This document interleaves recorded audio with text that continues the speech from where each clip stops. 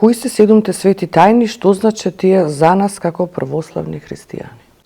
Па седумте свети тајни се сите тајни, да речеме, тоа е живиот однос на Бога кон нас и на нас кон Бога. Значи ние почнуваме со светата тајна крштевање, да влеземе во православната вера, тука заедно ги правиме двете тајни, светата тајна крштевање и миропомазание. Тоа е, значи, да бидеш православен, значи детето обично кај нас се прави тоа децата кога се мали. Се крштеваат, тука имаме и освештение, кое што е за болни, се осветува масло, кое што се чита.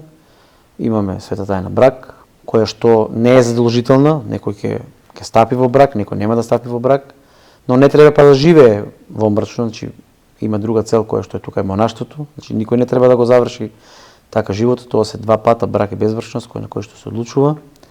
Покајанието и исповедта и светата причест и светата тајна свештенство. Значи свештенство исто така не е задолжително за секој, затоа што не секој е свештеник, тие се седум тајни, седум свети тајни. А најповеќе ние луѓето се, значи почнувајќи од крштевањето, миропомазанието, венчувањето, се светата тајна исповед, покајанието и светата тајна причест.